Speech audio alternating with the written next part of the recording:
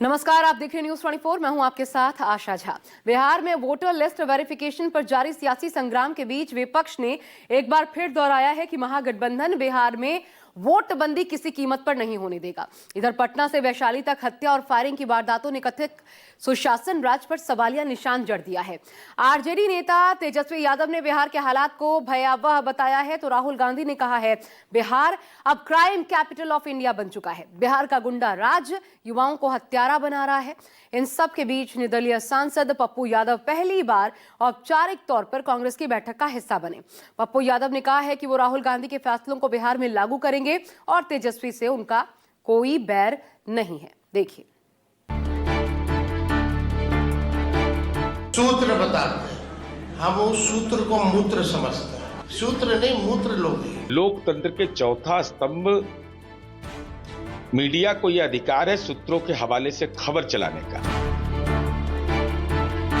तेजस्वी जी की दिक्कत यही है कि पढ़े लिखे नहीं होने के कारण वह जाके वह मंच पर बोल देते हैं, कहीं भी बोल देते हैं। अगर सूत्र को मूत्र नहीं बोला जाए, जो झूठा अफवाह फैलाता है, तो मूत्र के बराबर है ना, वेस्टेज है।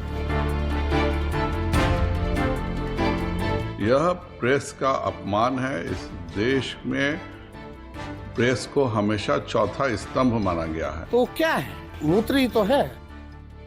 ऐतराज चुनाव आयोग की प्रक्रिया पर था, सवाल चुनाव आयोग की नीयत पर था। इल्जाम ये था कि बीजेपी चुनाव आयोग के जरिए बिहार के गरीबों, पिछड़ों और दलितों के वोट का अधिकार छीनने की साजिश में जुटी। लेकिन बीजेपी ने तेजस्वी के प्रेस कॉन्फ्रेंस से एक शब्द उठा लिया और इसे प्रेस पर हमला बता दिया। लेकिन तेजस्वी टस से मस नहीं हुए। रविवार को जो बातें मीडिया के सामने कही, बीजेपी की बेचैनी के बाद भी वही शब्द दोहरा दिया। मीडिया कर्मियों के सामने और किसी के भी मनुष्य के बारे में इस तरह की टिप्पणियां करना केवल तेजस्वी यादव कर सकते हैं। तेजस्वी जी की दिक्कत यही है कि पढ़े लिखे नहीं होने के कारण जो घर पे 2-3 उनके लोग हैं, वो जो रटवाते हैं, बताते हैं, वह जाके वह मंच पर बोल देते हैं, कहीं भी बोल देते हैं। उससे बाहर का अगर कोई प्रश्न आएगा आउट ऑफ सिलेबस, तो वो ऐसा ही कचरा करेंगे। यह प्रेस का अपमान है। शिक्षा चिकित्सा के बारे में बीजेपी बात नहीं करता, तो इसमें गलत क्या है?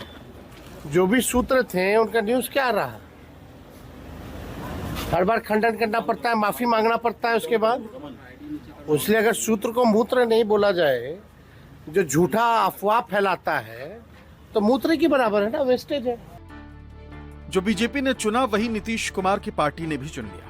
तेजस्वी यादव के शब्दों की आड़ में उनकी सभ्यता, संस्कृति और परवरिश पर सवाल उठा दिया। लेकिन कांग्रेस ने दो टूक कहा कि मुद्दे से भटकने नहीं देंगे, किसी भी कीमत पर बिहार में वोट बंदी नहीं करने देंगे। विपक्ष के नेता माननीय तेजस्वी यादव जी, लोकतंत्र के चौथा स्तंभ मीडिया को यह अधिकार है सूत्रों के हवाले से खबर चलाने का। लेकिन आपकी जो राजनीतिक संगति है, स्वाभाविक रूप से आप भाषाई लंपट हो गए हैं। मैं सीधा आरोप लगा रहा हूं कि अगर यह शब्द का आपने इस्तेमाल किया है, तो इसका मतलब ऐसे ही राजनैतिक नहीं, अश्लील शब्दों का अपने घर में भी आप इस्तेमाल करते हो। ये बिहार के मुद्दे भटकाने से ज्यादा बेटर है कि हम अपनी जनता के जो मौलिक अधिकार है, जो वोट देने का अधिकार है, उसको वोटबंदी ना करें। 3 करोड़ लोग को परेशानी ये है कि उनके घर पर अब तक बीएलओ नहीं गए हैं। आप इलेक्शन कमीशन के वेबसाइट पर नोट ब्रीफिंग में, प्रेस ब्रीफिंग में आप कह रहे हैं कि हम 80.11% कर लिए। तेजस्वी पर निजी हमले वाला दाव नाकाम होते ही बीजेपी ने राजनीति का गियर बदल दिया और फिर से घुसपैठियों और बांग्लादेशियों और रोहिंग्याओं का राग छेड़ दिया। लेकिन विपक्ष ने पूछ ही लिया कि अगर बिहार में वाकई घुसपैठिए रह रहे हैं, तो फिर इसका कसूरवार कौन है? केंद्रीय गृह मंत्री के सिवा और कौन जिम्मेवार है? बीजेपी के खिलाफ मोर्चाबंदी में कांग्रेस, आरजेडी और लेफ्ट से इतर वो नेता भी शामिल हो गए जो औपचारिक तौर पर महागठबंधन का हिस्सा नहीं। मसला एआईएमआईएम अध्यक्ष असदुद्दीन ओवैसी, मसलन पूर्णिया से निर्दलीय सांसद पप्पू यादव। सूत्र के हवाले से खबर। ये सूत्र कौन है? उत्पात मचाने के लिए, नफरत के बीज बोने के लिए किसने ड्राफ्ट देखा, किसने वेरीफाई किया है? और अगर हाँ, फिर भी म्यांमार और बांग्लादेश के लोग हैं। मैंने पहले भी आपसे कहा था कि इंडो नेपाल के रिश्ते को समझने के लिए वहां का होना जरूरी है। ये तो होम मिनिस्ट्री का काम है, और होम मिनिस्ट्री भी सबसे पहले वो एसपी बॉर्डर को जाता है, फिर एसपी बॉर्डर से एमएचए को आता है, एमएचए से 3 ऑफिसर साइन करते, उसके बाद फॉरेनर्स ट्रिब्यूनल को जाता। वो आप क्यों कर रहे हैं? आपको राइट ही नहीं है।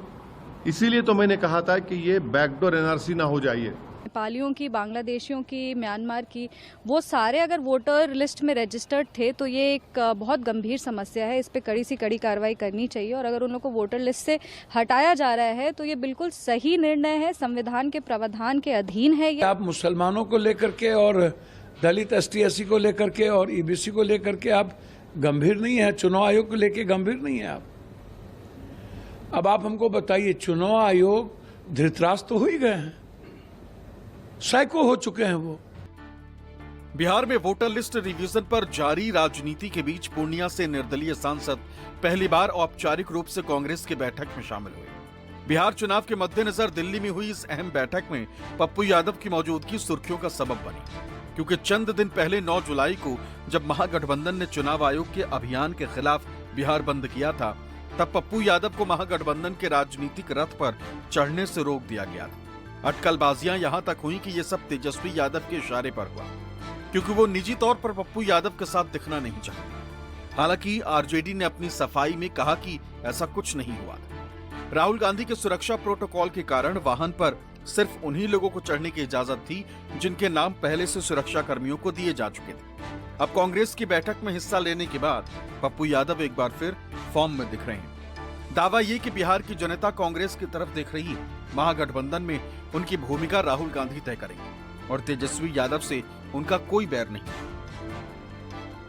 पार्लियामेंट्री बैठक में पहले से शामिल है। हमारा दायित्व एक वर्कर की तरह झारखंड में 1.5 महीना लगाया गया, दिल्ली में लगाया गया, पंजाब में लगाया गया, और हम लगातार कांग्रेस विचारधारा के साथ लगातार सदन के बाहर है। कोई नई बातें तो है नहीं। मीटिंग में जो दायित्व हमें दिया जाएगा वर्कर की तरह, जो हमारे नेता की जो विचारधारा है, जो सोच है EBC, OBC, ST/SC को लेके, उसी मुद्दों को हमें घर तक पहुंचाना है। तो जो एक सही वर्कर का जो दायित्व होता है, मैं उसको निभा रहा हूँ और निभाऊंगा। जो दायित्व दिया गया बैठक में जो लिए हैं वो तो प्रभारी आपको बताएंगे, मैं उसमें तो कुछ बता नहीं सकता हूँ। लेकिन मैं इतना जानता हूँ कि मैं कांग्रेस की विचारधारा के साथ हूँ। अपने नेता के आदेश के पालन अक्षरशः करूँगा। जो निर्णय आएगा और मेरे लिए जो भूमिका तय की जाएगी, उसको बिल्कुल मजबूती के साथ वो भूमिका मैं निभाऊंगा। इधर लालू यादव की तरफ से AIMIM की चिट्ठी का जवाब नहीं मिलने से निराश असदुद्दीन ओवैसी ने भी इशारा कर दिया कि बिहार में महागठबंधन में जगह नहीं मिलने पर वो तीसरा मोर्चा बना सकते हैं।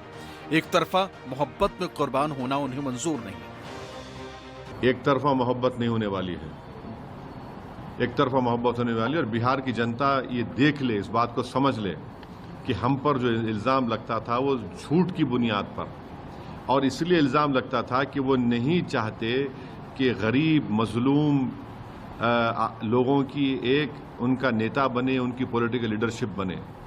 वो यही चाहते हैं कि आप उनके गुलाम बनकर रहें और उनके पीछे सर झुकाकर जिंदगी गुजारें। हम भी आपसे कह रहे हैं कि हम तो कह रहे हैं कि हम भी बीजेपी को हराना चाह रहे हैं। अब अगर कोई ये समझ रहा है कि एक तरफा मोहब्बत नहीं होती है सियासत में, हम अपना चुनाव लड़ेंगे, अच्छी तरह लड़ेंगे। और हमारे अध्यक्ष अख्तर उल ईमान साहब ने कहा कि हम थर्ड फ्रंट बनाने की कोशिश करें, वो चुनाव तो लड़ेंगे। ये हमारी तरफ से कोशिश थी। अब वो जाने, अब बिहार की जनता के सामने तो सब बात आ गई है वाज़ेह तौर पर। बिहार में डबल इंजन सरकार की वापसी सुनिश्चित करने के लिए पीएम मोदी एक बार फिर 18 जुलाई को बिहार की मोतिहारी पहुंच रहे हैं। लेकिन पटना से वैशाली तक हत्याओं के दौर ने नीतीश सरकार के सुशासन के दावे की पोल खोल दी। अलग अलग जिलों से रोज आ रही अपराध की घटनाओं ने जनता में भय भर दिया है, और विपक्ष भी तीखे सवाल दाग रहा है। पीएम मोदी और नीतीश कुमार पर बिहार को देश का क्राइम कैपिटल बनाने का कसूरवार ठहरा चुके नेता विपक्ष राहुल गांधी ने अब गुंडाराज कहकर बिहार की डबल इंजन सरकार पर हमला बोल दिया। सोशल मीडिया प्लेटफॉर्म एक्स पर राहुल गांधी ने लिखा, बिहार बना क्राइम कैपिटल ऑफ इंडिया। हर गली में डर, हर घर में बेचैनी, बेरोजगार युवाओं को हत्यारा बना रहा है गुंडाराज। सीएम कुर्सी बचा रहे हैं, बीजेपी मंत्री कमीशन कमा रहे हैं। मैं फिर दोहरा रहा हूं, इस बार वोट सिर्फ सरकार बदलने का नहीं, बिहार को बचाने का है। राहुल के इस पोस्ट ने बीजेपी और एनडीए नेताओं को बुरी तरह से बेचैन कर दिया। डबल इंजन सरकार और कथित सुशासन राज की रक्षा में खड़े नेताओं ने कर्नाटक और तेलंगाना में अपराध का ब्यौरा देना शुरू कर दिया, लेकिन तेजस्वी ने पीएम मोदी को टारगेट कर दिया, सबको खामोश कर दिया। नरेंद्र मोदी जी को चश्मा उतार करके अब देखना चाहिए, टेलीप्रॉम्प्टर छोड़ करके अपनी बातों को रखना चाहिए। भयावह स्थिति है बिहार में। टीचर की हत्या होती है, इंजीनियर की हत्या होती है, डॉक्टर की हत्या होती है, वकील साहब की हत्या होती है, व्यवसायिकों की हत्या होती है, ठेकेदारों की हत्या हो रही है, बच्चियों के साथ गैंगरेप हो रहा है, कोई सुरक्षित नहीं महसूस कर रहा है। पटना विशेष तौर से क्राइम कैपिटल सिटी है। पटना को क्राइम कैपिटल सिटी डिक्लेयर कर देना चाहिए और जितनी जल्दी क्राइम कैपिटल सिटी डिक्लेयर करेंगे उतना ही जल्दी काबू कर पाया जा सकता है जो अपराधी हैं, जो गुंडे बदमाश हैं। विपक्ष एक परसेप्शन बनाने की कोशिश कर रहा है और उसमें बहुत सारे लोग शामिल हैं कि केवल और केवल बिहार में ही अपराध होता है, इसके अलावा देश के अन्य राज्यों में चोरी की भी घटना नहीं होती।